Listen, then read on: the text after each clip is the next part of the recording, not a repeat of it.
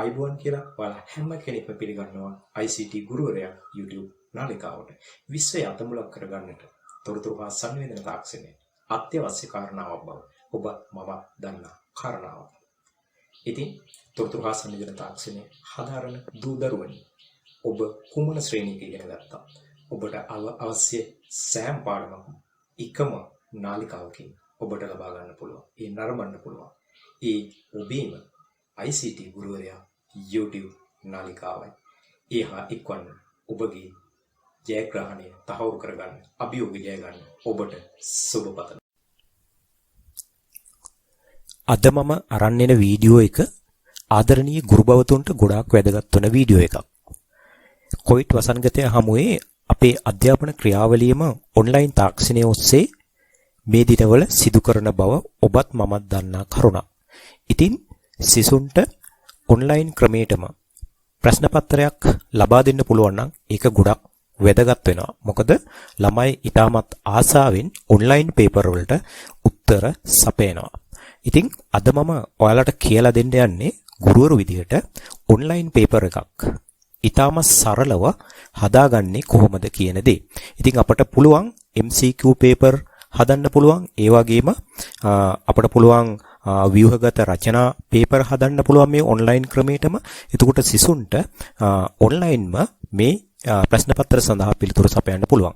අද මම ඔයාලට කියලා දෙන්න යන්නේ MCQ ප්‍රශ්න පත්‍රයක් ඔන්ලයින් ක්‍රමයට කොහොමද අපි හදන්නේ, කොහොමද අපි ඒක ළමයිට ලබා දෙන්නේ කියන දේ.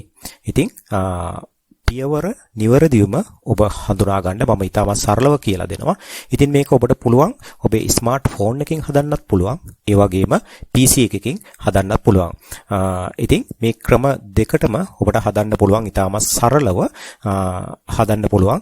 ඉතින් ළමයි ගොඩක් ආසාවෙන් මේක කරනවා. මොකද පිළිතුරු ලියලා ඉවර වෙලා සබ්මිට් කරපු ගමන්ම මොකද වෙන්නේ?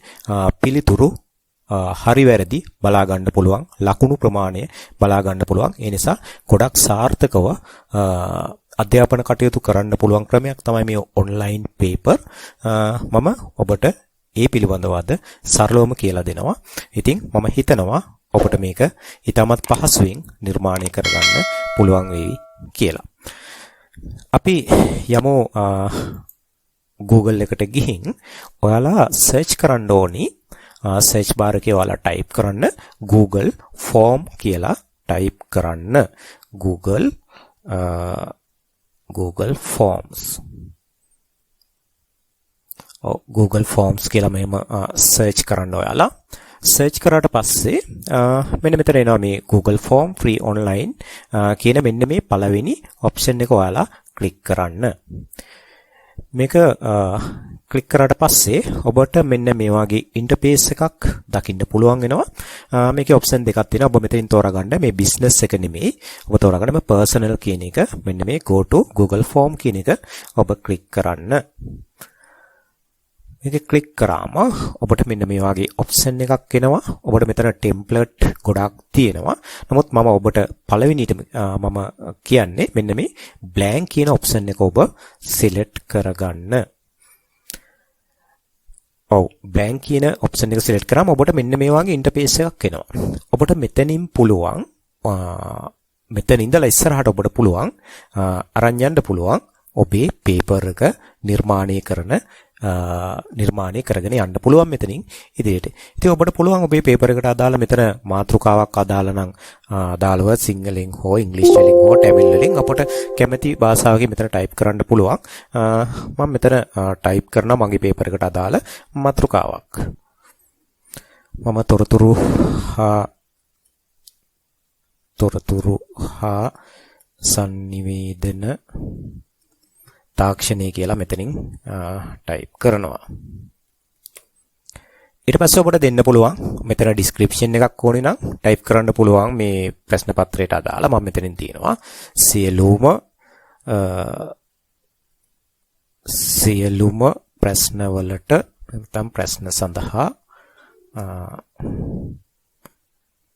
සඳහා පිළිතුරු සපයන්න.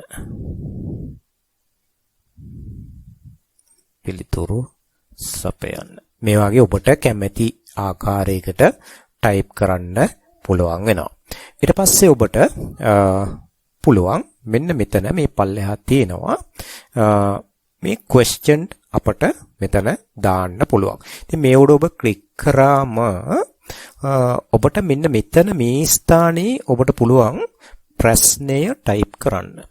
ඉතින් මෙන්න මෙතන ඔප්ෂන් එකක් තියෙනවා. මෙතනින් ඔබට පුළුවන් ඔබේ ප්‍රශ්නවල ස්වරූපය කියන්නේ මල්ටිප්ලයි choice එකක් අපි සිලෙක්ට් කරොත් අපට පුළුවන් ප්‍රශ්න පිළිතුරු කීපයක් දීලා නිවැරදි පිළිතුර තෝරන්න. මම ඔබට මෙන්න මේ ගැන තමයි අද කියලා දෙන්න යන්නේ. අනිත් ඒවාත් අපිට මේ වගේම කරන්න පුළුවන්. නමුත් මම අද ඔබට කියලා දෙන්න යන්නේ මේ MCQ paper එකක් නිසා මෙන්න මේ විදිහට නිවැරදි පිළිතුර තෝරන ක්‍රම. ඉතින් මේවා පිළිබඳවත් මම ඉදිරියට වීඩියෝ අරන් එනවා. මේ තියෙන හැම ඔප්ෂන් එකකින්ම අපිට ප්‍රශ්න පත්‍ර විවිධාකාරයෙන් නිර්මාණය කරන්න පුළුවන්. ඉතින් මම මෙතනට ගේන්නේ ඔබට මල්ටිප්ලයි choice කියන එක සිලෙක්ට් කරලා කියන නිවැරදි පිළිතුර තෝරන්න.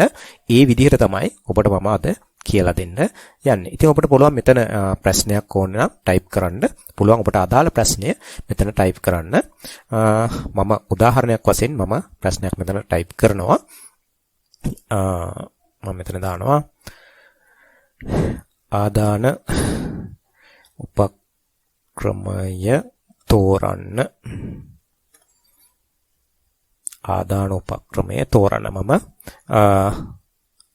ICT වලට අදාළ ප්‍රශ්නයක් මම මෙතන ටයිප් කරේ. ඉතින් ඔබට කැමති ප්‍රශ්නයක් ඔබට තෝරගන්න පුළුවන්. ඊට පස්සේ ඔබට පුළුවන් මෙන්න මේ option 1 කියන එක උඩ ඔබ ක්ලික් කරන්න. ඊට පස්සේ මෙතෙන්ට පුළුවන් ඔබට දෙන්න පිළිතුරු හතරක්. හතරකට වැඩි වුණත් අපිට ඕන තරම් දෙන්න පුළුවන්. අපි සාමාන්‍යයෙන් MCQ paper එක අපිට අපේ තියෙන සිස්ටම් එක අනුව තියෙන පිළිතුරු හතරක් නිසා මම මෙතන පිළිතුරු හතරක් තමයි ටයිප් කරන්න. මම මේ පළවෙනි option එක උඩ මෙතන ටයිප් කරනවා පිළිතුරක්. මම මෙතන දෙනවා speaker කියලා. speaker ඊට පස්සේ මෙන්න මේ add option කියන එක උඩ ක්ලික් කරාම අපිට තව එකක් පුළුවන්. මේ වගේ ඕනි තරම් පල්ලයට එන්න පුළුවන්. speaker මම මෙතන දෙනවා මුද්‍රණ යන්ත්‍රය. මුද්‍රණ යන්ත්‍රය. ඊට පස්සේ මම තව පිළිතුරක් මේ උඩ ක්ලික් කරලා ගන්නවා. මුද්‍රණ යන්ත්‍රය. සංදර්ශකය. සංදර්ශකය. තව පිළිතුරක් මම මෙතන පිළිතුරු හතරක් ඕන නිසා තව එකක් ගන්නවා. මම මෙතන දෙනවා යතුරු පුවරුව. යතුරු පුවරුව. right. මම මෙතන පිළිතුරු හතරක් ටයිප් කරා. පිළිතුරු හතරක් දැන් ටයිප් කරලා තියෙනවා. ඔබට ඕන නම් තව මේ පල්ලෙහාට ටයිප් කරන්න පුළුවන්. නමුත් මම අපට අවශ්‍ය හතරක් නිසා මම මෙතනින් හතරක් ටයිප් කරනවා. ඊට පස්සේ ඔබට පුළුවන් මෙන්න මෙතන තියෙනවා බලන්න ටික් එකක් දාන්න තියෙනවා. මෙන්න මෙතන මේ ටික් එකක් අපි දැම්මොත් එහෙම මේ ප්‍රශ්නය අනිවාර්යෙන්ම මොනවද කරන්න ඕනි? අනිවාර්යයෙන්ම මේ ප්‍රශ්නෙට පිළිතුරු සපයලා තමයි අපිට ඉස්සරහට යන්න පුළුවන්. එහෙම නැත්නම් අපිට ඉස්සරහට යන්න බෑ. ඉතින් හැම වෙලාවෙම මම ඔබට කියන්නේ මෙතන මේ රික්වෙස්ට් එක මෙතන දාලා තියන්න. මෙතන අනිවාර්යයෙන්ම එතකොට ළමයාට මේකට පිළිතුරු සපයන්න නැතුව ඉස්සරහට යන්න පුළුවන් කමක් නැහැ. ඔබ මතක ඇති සමහර ඔබ ඇප්ලිකේෂන් ෆිල් කරනකොට තියෙනවා තරු ලකුණක් වැටෙනවා. මේ ප්‍රශ්නේ ඉස්සරහට තරු ලකුණක් වැටෙනවා. අපි මේක ක්ලික් කරාම එතකොට අපිට පුළුවන් මේක මඟ හරවන්න නැතුව ඉස්සරහට ළමයාව ගෙනියන්න පුළුවන් වෙනවා. ඉතින් ඒ විදිහට ඔබ එතනින් නිර්මාණය කරන්න අවශ්‍ය කරනවා. ඊට පස්සේ අපි බලමු තව ප්‍රශ්නයක් අපි කොහොමද මෙතෙන්ට ගන්නෙ කියලා. ඔබට පුළුවන් තව ප්‍රශ්නයක් ගන්න. මෙන්න මෙතන මේ add කියන බටන් එක මේ තියෙන දන්න ලකුණ add බටන් එක ක්ලික් කරාම තව ප්‍රශ්නයක් අපට මේ විදිහට ඕනි තරම් ඉස්සරහට ගන්න පුළුවන්. මේ මෙතෙන්ට තව ප්‍රශ්නයක් කරන් ටයිප් කරන්න. මම දැන් තව ප්‍රශ්නයක් ටයිප් කරන්න යන්නේ නැහැ. ඔබට දැන් අවබෝධයක් ලබා ගන්නයි මම මෙතෙන්ට නැවත එකක් අලුත් එකක් ඇඩ් කරේ. ඉතින් ඔබට මෙතන මේ විදිහට ප්‍රශ්න ඕනි තරම් සීමාවක් නැහැ. ඉදිරියට ඔබට ගෙනියන්න පුළුවන් වෙනවා.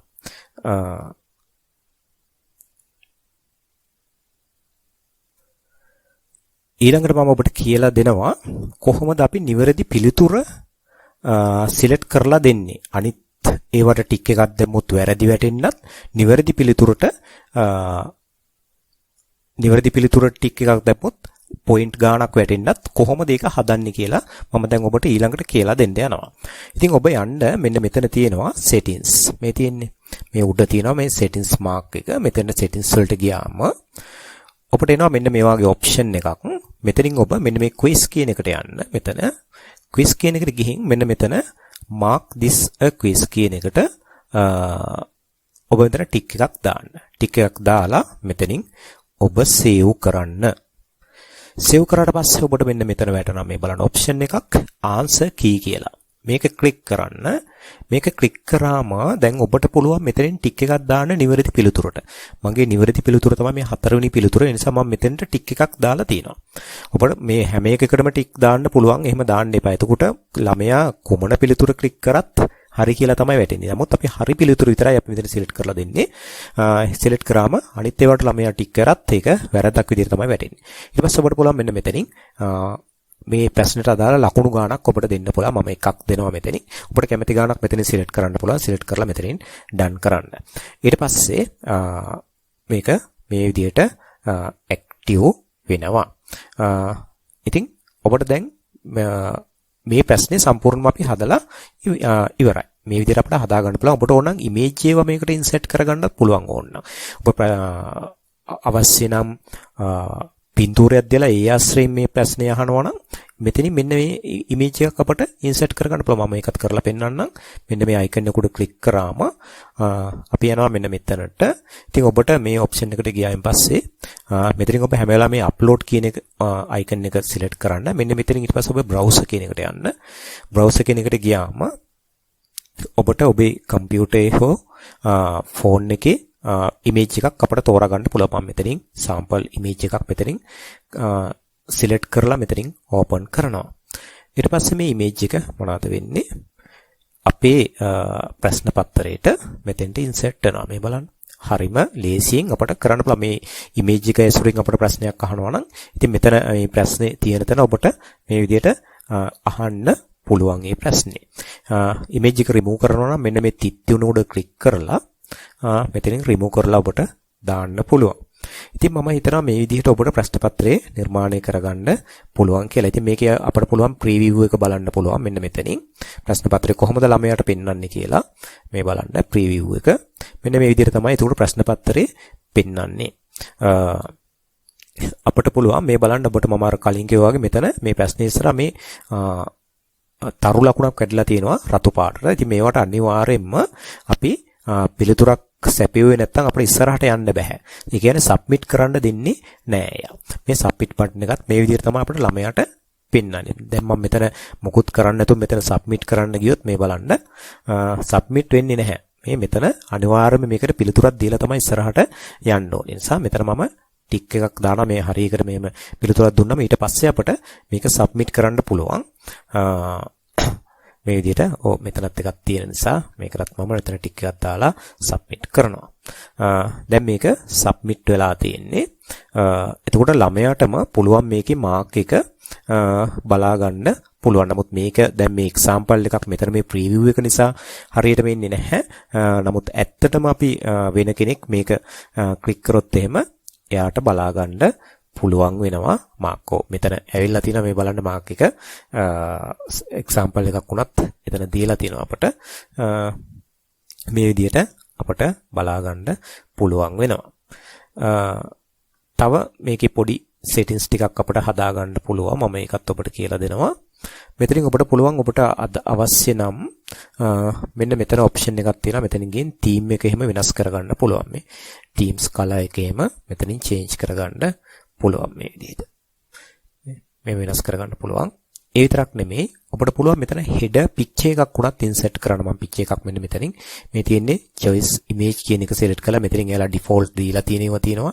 මේ වගේ එකක් ඕන නම් දාගන්න පුළුවන්. නම් ඔයාලගේ PC එකේ හරි phone එකේ හරි තියෙන ෆොටෝ එකක් තියෙනවා. මේ upload කියන තැනට ගිහිල්ලා අර ඉස්සලා මම select කරා වගේ මෙතනින් image එකක් ගන්න පුළුවන්. මම මෙතනින් image එකක් select කරලා දෙනවා. එතකොට ඒක header එකට paper එකේ header එකට ඒ image එක insert වෙනවා. ඉතින් මේ load වෙනවා. load වෙලා දැන් අපිට බලා ගන්න පුළුවන් image එක අපේ page එකට insert වෙන විදිහ. ඉතින් මෙන්න මේ විදිහට සෙන්ටර් වෙලා තියෙන ආකාරය තමයි තියෙන්නේ. හරියටම මේ තියෙන විදිහට ඔබ වෙනසක් කරන්න යන්න එපා. මෙතනින් done කියන එක දෙන්න. ඊට පස්සේ ඔබට බලා ගන්න පුළුවන් මේ image එක insert වෙනවා page එකේ උඩට. දැන් මේ මෙන්න මේ හරියට insert වෙලා පෙන්නනවා. ඔබට බලා ගන්න පුළුවන් දැන්. මේ බලන්න. මේ විදිහට ඔබේ page එකට අදාළව ඔබේ paper එකට අදාළව මේ වාගේ header එකකට picture එකක් වුණත් දාගන්න පුළුවන් වෙනවා. ඊළඟට ඔබට අවශ්‍යයි මේ paper එකේ link එක ලබා ගන්න. මේ link එක තමයි අපි ළමයිට share කරන්නේ. ඔබට පුළුවන් email එකක් හරහා හෝ WhatsApp group හරහා හෝ මේ link එක ඔබට පුළුවන් share කරන්න ළමයිට. ඉතින් ඒක හරි ලේසි link එක අපිට ගන්න. මෙන්න මෙතනින් ඔබ මේ send කියන option එක ඔබ click කරන්න. click කරාට පස්සේ අපිට මෙතනින්ම ඕනි නම් email එකක් හරහා යවන්න පුළුවන් link එක.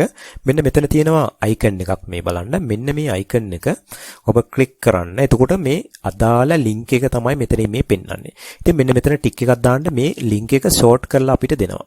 මේ බලන්න මෙතන ටික එකක් දැම්මම ෂෝට් කරලා දෙනවා. ඊට පස්සේ ඔබට පුළුවන් මෙන්න මෙතනින් copy කියන option එකෙන් copy කරගන්න. දැන් මේක copy වෙලා තියෙන්නේ. ඉතින් ඔබට පුළුවන් ඔබ සාමාන්‍යයෙන් link එකක් යවන ආකාරයට ඔබ messenger හරහා හෝ message එකක් හරහා හෝ එහෙම නැත්නම් email එකක් WhatsApp වලින් මේ link එක copy කරලා share කරන්න. එතකොට මේ link එක click කරාම ළමයිට පුළුවන් paper එකට online join වෙලා මේ විදිහට පිළිතුරු සපයන්න. ඉතින් මේ පිළිතුරු ඔබට ඊමේල් එකට මැසේජ් එකක් එනවා ළමයි සම්බන්ධ වුණාගෙන් පස්සේ. ඉතින් මෙන්න මෙතන මේ responses කියන option එකකින් ඔබට මේක බලන්න පුළුවන්. ඉතින් මේක save වෙලා තියෙන්නේ ඔබගේ Google Drive කියන option එක ඇතුලේ ඔබේ ඊමේල් එකට අදාළව. ඉතින් එතෙන්ට ගිහලා ඔබට මේක බලා ගන්නත් පුළුවන්. Google Drive option එක ඇතුලේ තියෙන ඔබේ email එකට ලබා දීලා තියෙන storage එකේ තමයි මේක save වෙලා තියෙන්නේ. ඉතින් මම හිතනවා ඔබට මේක ඉතාමත් පහසුවෙන් නිර්මාණය කරගන්න පුළුවන්. ඔබේ smartphone එකකින් උනත් මේ වැඩේ කරන්න පුළුවන්. ඔබට අපහැදිලි තැනක් තියෙනවා නම් මට comment එකක් දාන්න. එතකොට මම පෞද්ගලිකව හෝ ඔබට කියලා දෙන්නම් තවදුරටත්. ඔබට වැදගත් වුණා කියලා හිතනවා නම් විතරක් like එකක් දාන්න. අලුත් කෙනෙක් නම් subscribe කරන්න. ඉතින් මේ වගේ වීඩියෝ ගොඩක් ඔයාලට වැදගත් වෙනවා. මම ඉදිරියට අරන් එනවා. ඔබට සුබ දවසක්. ඔබගේ කාර්යය සාර්ථක වෙන්න කියලා මම ඔබට සුබ පතනවා. බොහොම ස්තුතියි වීඩියෝ එක හා සම්බන්ධ වුණු ඔබ සියලු දෙනාටම.